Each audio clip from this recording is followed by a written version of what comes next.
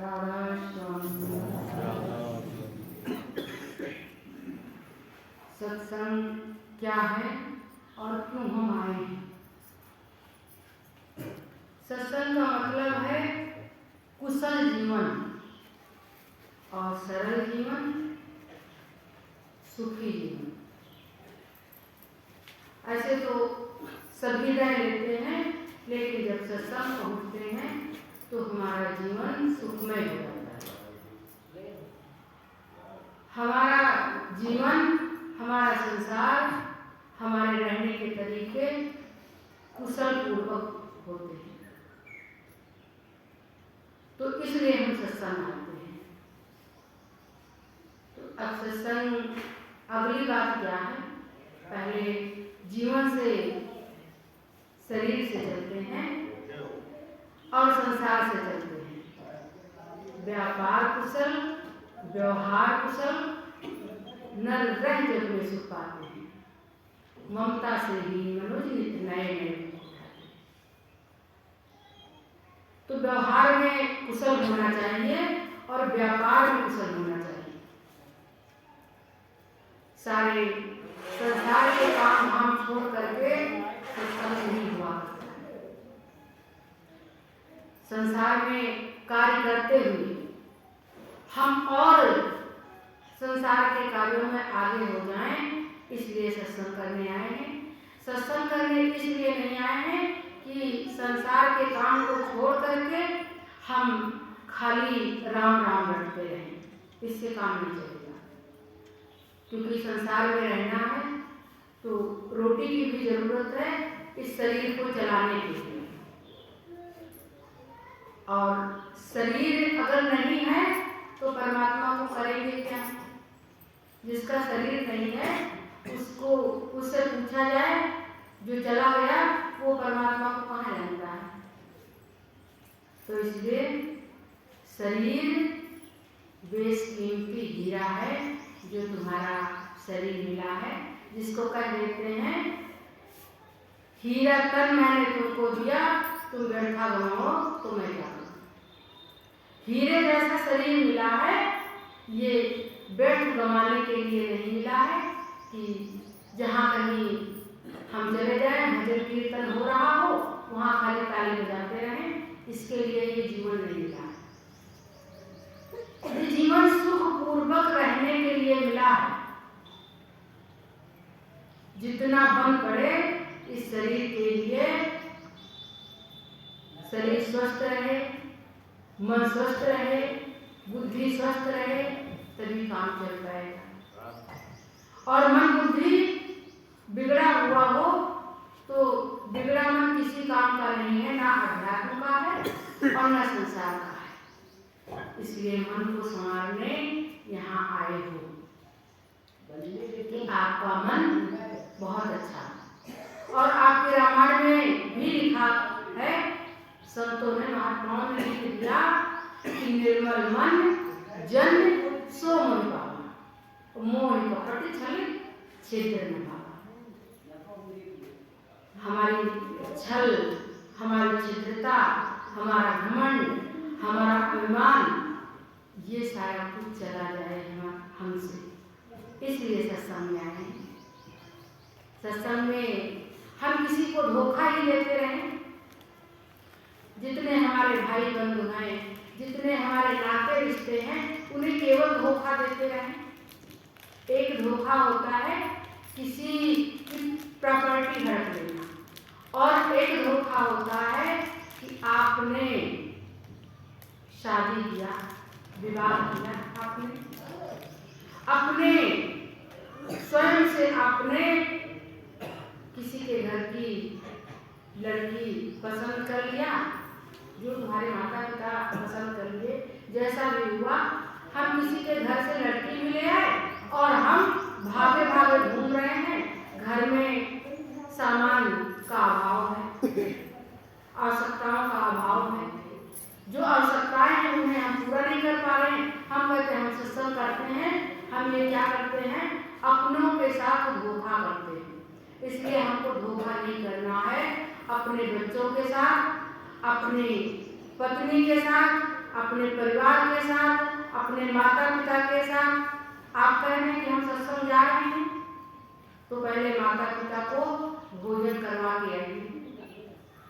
जो माता पिता की आवश्यकताएं हैं उन्हें पूरा करके सत्संग पहुंचिए और फिर पूरा करने के लिए ध्यान रखिए। ध्यान केवल आंख बंद करके और अंतर में जाने का नाम ध्यान नहीं है। कुछ ना करने की स्थिति का नाम ध्यान तो है, लेकिन जो हम पूरा दिन संसार का ध्यान करते हैं वो हमारा ध्यान होता है। पूरा दिन हम संसार का, दुनियावी की बातों का ध्यान करते रहते हैं, वो हमारा ध्यान होता है। तो उसे ध्यान में रख करके जब हम यहाँ से छूटेंगे, कहाँ जाएंगे? घर की तरफ जाएंगे और घर बिना सोचे हुए आ जाएगा, उसके अंदर हम प्रवेश कर जाएंगे। क्योंकि अपने घर में प्रवेश करने के लिए हमको कुछ बुद्धि नहीं लगाना पड़ता कि किधर से रास्ता, अपने घर का रास्ता हमें सतत याद रहता है। अब आप ये सोचेंगे, सभी लोग सोचेंगे, अभी जब गुरु जी सत्संग सुनाएंगे तब अलग बात है। अभी आप सोचेंगे कि हम सत्संग सुनने आए हैं, माता जी हमें काम में लगा रहे हैं। ये बताओ, जिस शरीर से आप साधना करते हैं वो कार्य नहीं करता है। 24 घंटे सांस आ रही है और जा रही है, उसको आप ना तो ध्यान देते हैं उसके बारे में, ना जानते हैं। और अगर 1 मिनट सांस रुक जाए तो क्या होगा? दुनिया भर के ऑक्सीजन सिलेंडर बेकार हो जाएंगे। 1 मिनट अगर सांस रुक जाए, आपका हार्ट हर समय काम कर रहा है, ब्लड शुद्ध कर रहा है और अशुद्ध ब्लड बाहर की शिराओं में फेंक रहा है, और नसें तुम्हारी शुद्ध ब्लड ले जा करके हार्ट को देती हैं, जिससे तुम्हारा शरीर चल रहा, जिससे तुम्हारे शरीर में रक्त घूम रहा, नस नाड़ियों में रक्त घूम रहा है। अगर 1 मिनट हार्ट अपना काम बंद कर दें तो क्या होगा? फिर कहते हो अटैक पड़ गया। तो तुम्हारा शरीर हर समय कार्य कर रहा है। जो आप खाते हो, पीते हो, उसको पचाने के लिए आपका आमाशय हर समय काम कर रहा है। मोर की भांति वो घूमते रहता है। तो आपका खाना जो भोजन करते हो, भोज्य पदार्थ पिस करके और नीचे की तरफ फेंकता है, आंतें अपना कार्य करती हैं और फिर बेकार का मल बाहर निकाल देती हैं। तो शरीर आपका कार्य कर रहा है। आप हाथ से कार्य नहीं करेंगे, इस संसार का कार्य नहीं करेंगे, तो कौन सा भला हो जाएगा कि हम सत्संग करते हैं तो कार्य ना करें? ये कभी नहीं हो सकता है। इसलिए आप जैसा कोई नहीं है, जो आप हैं वैसा कोई नहीं है। स्वयं को जानो, हम क्या हैं। हम जो हैं वैसा इस संसार में कोई नहीं है। और हम चले जाएं तो ये संसार हमारे लिए तो बेकार ही हो जाएगा। आप कह देते हो शरीर का कोई मतलब नहीं, लेकिन शरीर ना हो तो सत्संग करने कौन आएगा? कहाँ सत्संग होगा? ये सब शरीर ले करके आए हो तो मन और आत्मा का कल्याण कर रहे हैं। इसलिए कार्य जरूर करना है, कर्तव्यनिष्ठ बनना है। और जब छोटे थे और बड़े तक के जो आपकी प्रेयर होती है, जो प्रार्थना होती है, वो क्या होती है? वो शक्ति हमें दो, दया मिले उस ईश्वर से, उस परमात्मा से, उस गाय से क्या मांगते हैं? वो शक्ति हमें दो, दया मिले। दया निधान कहते हैं जो हमसे कुछ लेता नहीं, हमको देता रहता है, उसे हम दया निधान कह देते हैं, उसे हम गाय कह देते हैं, उसे हम अल्लाह कह देते हैं, उसे परमात्मा कहते हैं। लेकिन क्या मांगते हैं? वो शक्ति हमें कर्तव्य मार्ग पर डट जाऊं। और जब हम कहीं सत्संग ज्वाइन कर लेते हैं तो क्या करते हैं? कर्तव्य मार्ग से हटने लगते हैं। जो हमारा सीधा रास्ता है उससे हटने लगते हैं, कर्तव्य से हटने लगते हैं। तो कर्तव्य मार्ग पर डट जाऊं, हमें कर्तव्य मार्ग पर डटना है, इसलिए हम सत्संग आए। सत्संग आए हैं कि सत्संग से हमें कुछ ज्ञान मिले, व्यापार करने का और व्यवहार कुशलता। क्योंकि इस संसार में जो व्यापार में कुशल है, अपने दुकान दफ्तर में कुशल है, वो सुखी है। उसे सुख कहीं मांगना नहीं है। वो जब कहीं प्रार्थना भी करता है तो कहता है, हे प्रभु हमारी वाणी में सरस्वती को बिठाओ, हमारी वाणी सुरीली हो, प्रेममयी हो। हे प्रभु हम कर्तव्य पर अपने डटे रहें, जो हमारे कर्तव्य हैं। हमारे कर्तव्य क्या हैं? माता पिता ने जैसी भी स्थिति हो, पढ़े लिखे हो चाहे बिना पढ़े लिखे हो, जैसे भी कमाया उन्होंने हमको उतना दिया। हमारा कर्तव्य है उनकी सेवा करने का। उनकी जब बुढ़ापे की स्थिति हो तो हमें देखभाल करने की जरूरत है। ये सत्संग है। सत्संग केवल ये नहीं है कि कहीं भी तीर्थ व्रत हम भागते रहे। भागने से काम नहीं चलेगा, रुकने से काम चलेगा। कवियों ने, मनीषियों ने, सबने क्या कहा? ठहर जाओ, यही है। जिसे तुम ढूंढ रहे हो वो बाहर नहीं है, वो यही है। ठहर जाओ, बस ठहरना। तो क्या हुआ?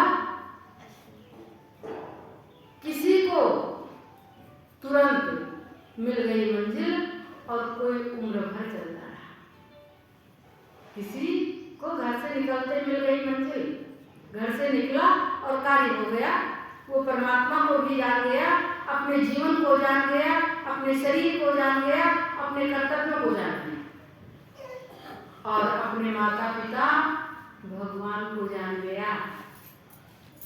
माता पिता और गुरु से बड़ा कोई भगवान नहीं है। जो आपकी शुभकामना करता है उससे बड़ा कोई नहीं है इस संसार में।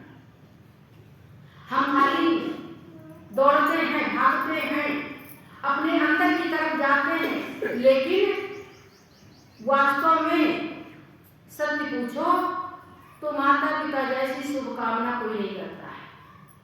माता पिता गाली देते हैं तब भी उसमें शुभकामना रहती है कि जब मेरे जैसे हो गए तब पता चलेगा। आपको अपने जैसे होने का आशीर्वाद दे रहे हैं कि मेरी उम्र के हो गए तब तक के तुम रहोगे, तब देखना। मेरे जैसे नाती पोते होंगे तब देखना। अभी क्या है? अभी तुम्हें नहीं कुछ पता है, अभी तो बचपना। तो इसलिए ठहर जाओगे, कभी तो ठहरोगे। अभी भागो, अभी भागना है। कहीं भी सत्संग को भागते चले जाओ बस। तो पागलपन की स्थिति का नाम सत्संग नहीं है। सत्संग है आपकी बुद्धि प्रज्ञा बुद्धि हो जाए, स्थिर बुद्धि हो जाए। आपके जो लक्ष्मी है, जो आपके पैसे हैं, वो स्थिर लक्ष्मी हो जाए। खाली आती जाए उड़ाते जाओ, आती जाए उड़ाते जाओ। अभी तो कुछ सोचे नहीं कि बच्चों के भविष्य में क्या होगा। 50 साल की उम्र तक के आपको बच्चों के लिए मकान, दुकान और विवाह सब कुछ करना है। बच्चों के कार्यों को करना है। और 50 साल की ऐसी स्थिति होती है जब आपके माता पिता बूढ़े होते हैं, उनको भी देखना होता है।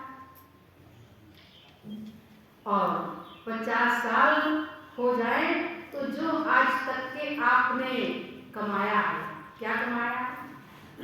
धर्म। धर्म में स्वभाव होता है आपका, धर्म में पाखंड नहीं होता है। लेकिन धर्म के नाम पर हम पाखंड करने लगते हैं।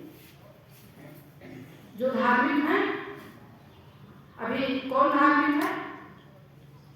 आप बाहर जाओ तो जिन्हें चलना नहीं आता है वो जय श्री राम करके आपको रोड जाम कर देते हैं और आप रास्ता छोड़ करके दूसरे रास्ते से निकलते हैं। अब बुद्धिमान कौन है?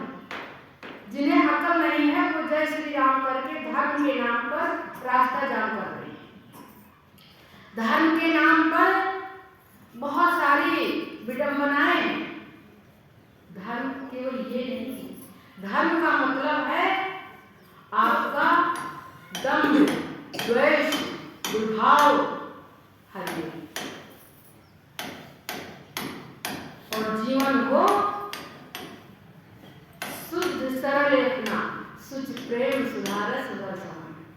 जीवन शुद्ध हो, शुद्धता भरा हो और सरलता हो, सरलतम जीवन सरलता हो, जिसको पाने के लिए हमें बहुत ज़्यादा प्रयास न करना पड़े, किसी से खींचातानी न करना पड़े, वो जीवन सरल है। जीवन ये सरल नहीं है कि खाली हम धोखा करते रहें किसी के साथ, ये सरल नहीं है, क्योंकि हम जानते हैं, हमारा मन जानता है कि हम कितने कर्तव्यनिष्ठ हैं।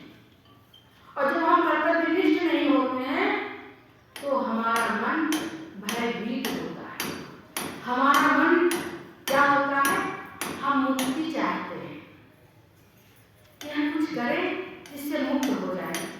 और आपके जो महान संत आए विवेकानंद जी, उन्होंने कहा कि बार बार हम जन्म लें और बार बार लोगों के कार्य को करें, इस संसार में फिर आए फिर आए फिर आए, पुनः पुनः पुनः। तो जो आया और यहाँ जिस मंच पर बैठे हो, तो राधा स्वामी मत में क्या कहा गया? मुक्ति की नहीं चाह में भक्त प्यारी जा। राधा स्वामी की दया से भाग्य पूर्ण जा। भाग्य एक भाग्य कह देते हो, भाग्य में यही लिखा था। एक भाग इसको कह देते हो भविष्य, और एक भाग होता है कि अंग प्रति अंग, शरीर के सारे भाग, आंख, नाक, कान, जिह्वा और आपकी सारी इंद्रियां और सारे शरीर के भाग, जो आपके शरीर के अंदर हार्ट काम कर रहा है, इंटेस्टाइन काम कर रही, जो जितने सारे अंग काम कर रहे हैं वो सारे अंग जाग जाए और जागृत अवस्था में हम ध्यान सुमरन भजन करें, जागृत अवस्था में उस परमात्मा को पाएं और जागृत अवस्था में इस संसार के काम करें। तब क्या हुआ? मुक्ति की नहीं चाह मन में भक्ति प्यारी लगी। भक्ति ऐसी प्यारी लगी कि अब मुक्ति की चाह ही छूट गई। मुक्ति हो जाएगी तो भला, नहीं हो जाए भक्ति भला। हम आप सभी के साथ प्रेम से दो शब्द कहें और आपके दो शब्द सुने। आपके साथ प्रेम से मिले, आपके साथ मिलने में जो हमारे एक पैसे भी नहीं खर्च हो रहे हैं और आप लोग इतनी दूर दूर से, आपकी मानवता है, आपकी महानता है, आप बहुत ही सरल है कि आप इतनी दूर से दर्शन देने भी आ गए। तो आपके दर्शन देने में हमारा कुछ लग भी नहीं रहा है। बताइए ये कितनी बड़ी महिमा है कि आप दर्शन दिए और आपके दर्शन में हमारा कुछ खर्च भी नहीं हुआ। तो कितनी परमात्मा की महिमा नहीं और क्या है? ये परमात्मा की करुणा है, परमात्मा की कृपा है।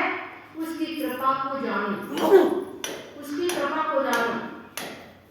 तो उसकी कृपा को जानने के पहले हम यहाँ पर हैं, अभी तो हम आप सभी के साथ हैं। तो ऐसा कहा गया, छोटा सा संसार है घर और परिवार का, और घर में नहीं है शांति तो घट में कहाँ से रहोगे? घर में अगर शांति नहीं है तो घट में कहाँ से रहोगे? तो एक ने कहा और एक ने सुना। किसी के मुंह से थोड़ा सा कठोर शब्द निकल गया तो एक ने सुन लिया घर ऐसे ही चलता है, समानता समता के साथ घर चलता है। एक ने कहा और किसी ने नहीं बोला तो बात बराबर हो गई, कोई दिक्कत नहीं हुई। और एक ने कहा एक शब्द तो हम चार कहेंगे, हम किसी से कम हैं। और फिर अगला आठ कहेगा तो फिर घर में विघटन है। इसलिए घर को संभाल के रखो, जहाँ भी रहो अनुशासन में रहो, और अनुशासन के द्वारा आपकी नदियाँ अनुशासन में बह रही हैं। तो यहाँ से लेकर के समुद्र को छूती चली जा रही हैं, पहाड़ों को फाड़ती चली जा रही, क्योंकि अनुशासन में बह रही है। और तालाब बिना अनुशासन के बह रहे तो तालाब बन करके रह गए, क्योंकि उसका पानी कोई नहीं पीता है, गंदा पानी होता है। इसलिए अनुशासन में चलो मेरे प्यारे बच्चों, अनुशासन में चलो।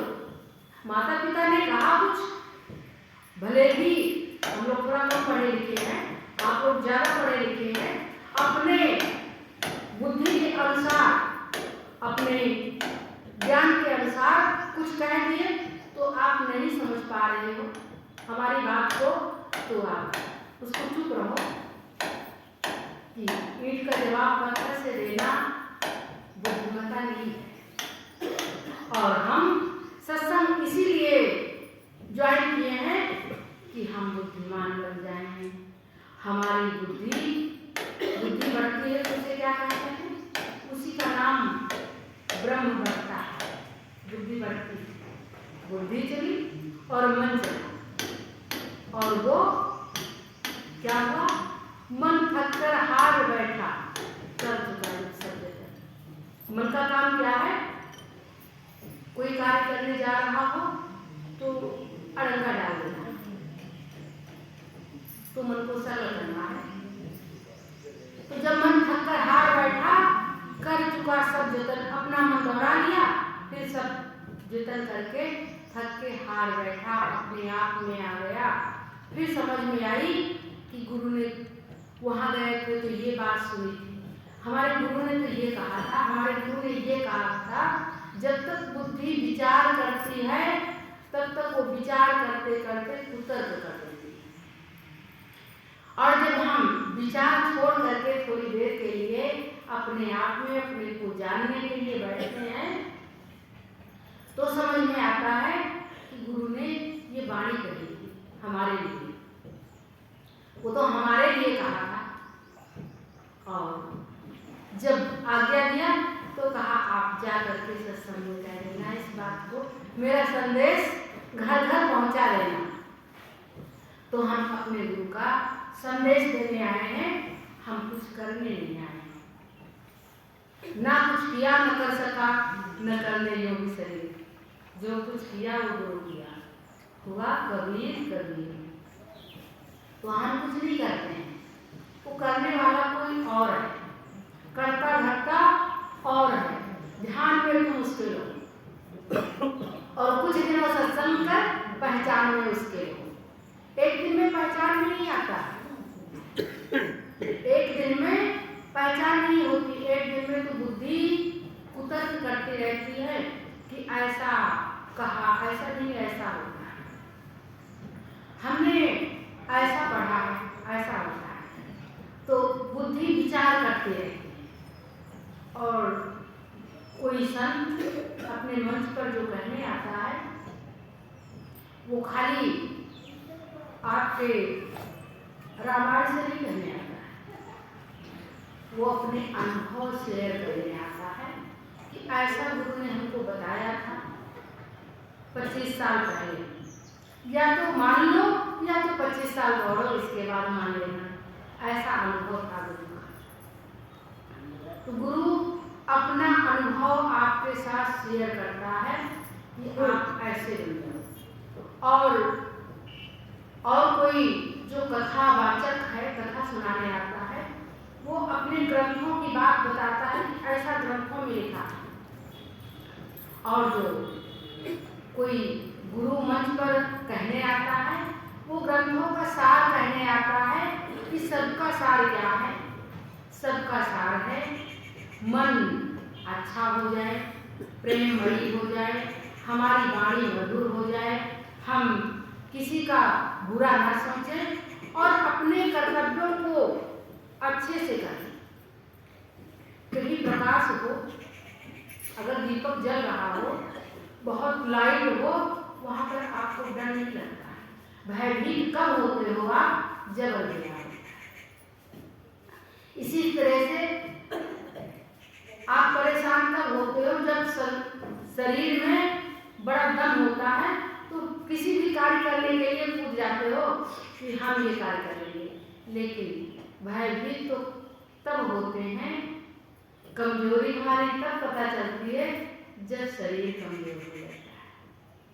इसलिए हम चाहेंगे आपकी तंदुरुस्ती, आपकी धनदुरुस्ती, आपकी मनदुरुस्ती सदैव बनी रहे। हमारी ऐसी शुभकामना है।